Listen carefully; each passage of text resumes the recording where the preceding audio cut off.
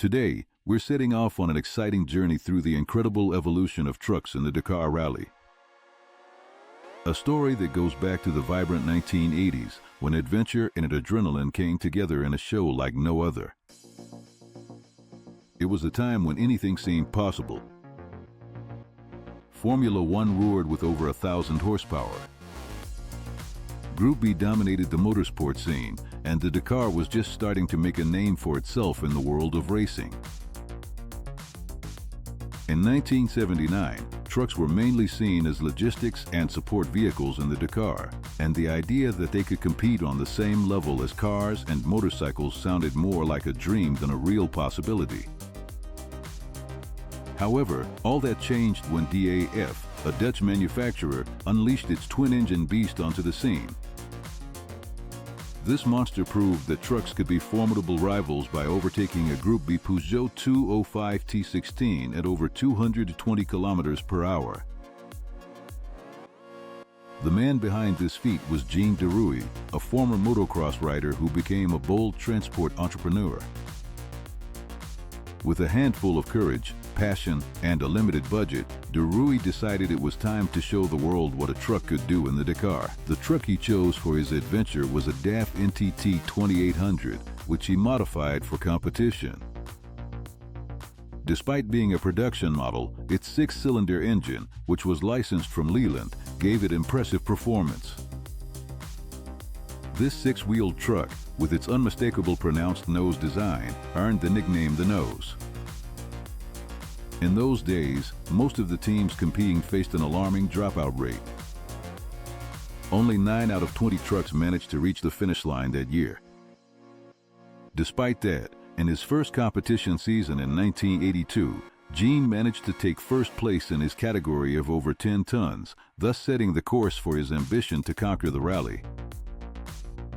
The engine installed in the DAF NTT 2800 was a Leland 0680, equipped with a mechanical injection pump that, thanks to a turbocharger, increased its power from 165 to 310 horsepower, generating an astonishing torque of 1,260 Newton meters. For his second participation, Jean received significant support from the factory.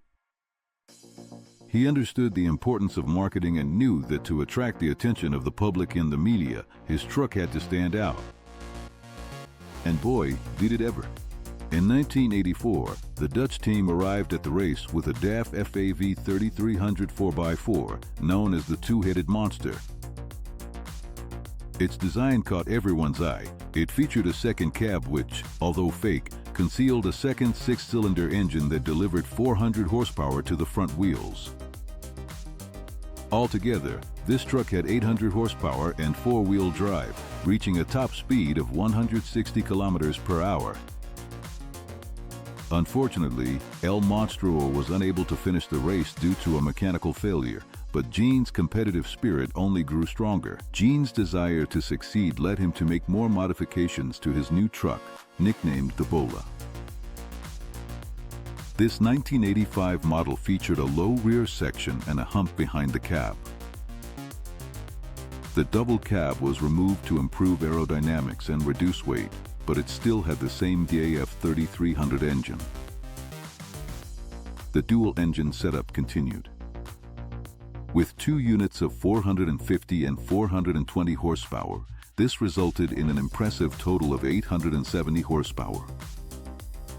Thanks to the twin turbos and the intercooling system. That season, the double cab was used as a support vehicle, and the Bola finished in a solid second place. As 1986 approached, the competition rules became more flexible, allowing trucks to move away from traditional standards. Jan and Duff saw a golden opportunity. The DAF FAV 3600 Turbo Twin made its debut, and its design was revolutionary. A tubular steel frame housed an aluminum space chassis in the center, where two powerful 11.6-liter engines were mounted. Each engine was equipped with 3 turbos, allowing for performance that reached 1,000 horsepower. However, an unfortunate accident cut short the Turbo Twins' participation in the race. 1987 was a decisive year for Jan de Rooij, who piloted the Turbo Twin 2. His feat was nothing short of epic. He reached the finish line in first place, almost 15 hours ahead of the runner-up, a Tatra driven by Karel Lopez. The Turbo Twin finished 11th in the overall standings, and Jan thus broke the winning streak of the Mercedes trucks. It's a special race car that has nothing to do with the production truck. 2 engines, 8,000 horsepower, and a top speed of 200 kilometers per hour. It's a truck, but it handles like a car, commented Karel Lopez. A monster measuring 7.1 meters long, 2.5 meters wide, and 2.3 meters high, weighing over 10.5 tons, and carrying only the essentials, plus 760 liters of fuel. With success behind them, Jan's team arrived at the 1988 Dakar with 2 new trucks, the DAF 95 Turbo Twin X1 and X2. These vehicles used a completely new chassis, built with numerous aluminum parts to reduce the overall weight.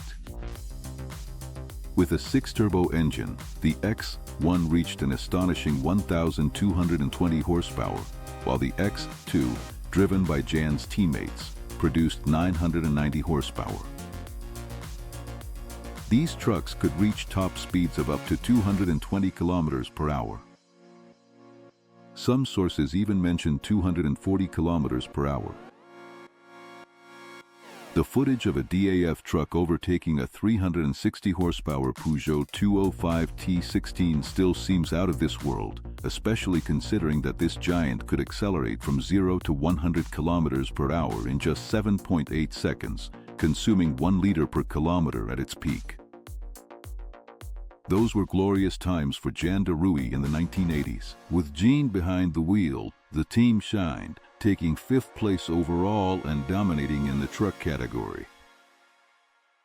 But, in a twist of fate, the X2 suffered a terrible accident at 160 kilometers per hour, flying through the air and bouncing on the ground until it rolled over.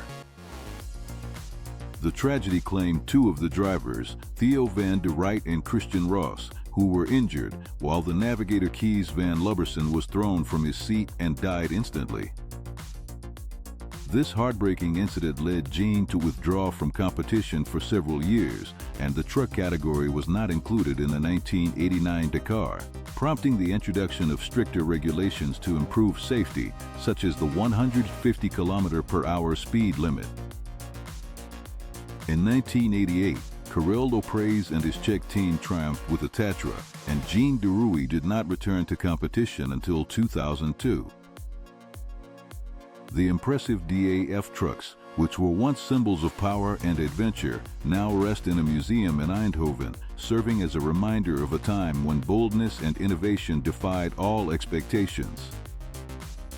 I know this story has its sad side, but it's also incredible, and I thought it was fascinating to share it with you. If you're interested, you can experience the thrill of driving the Turbo Twin in the Dakar Desert Rally video game by Sabre Interactive. Don't forget to subscribe to the channel for more content about the world of transportation and trucks.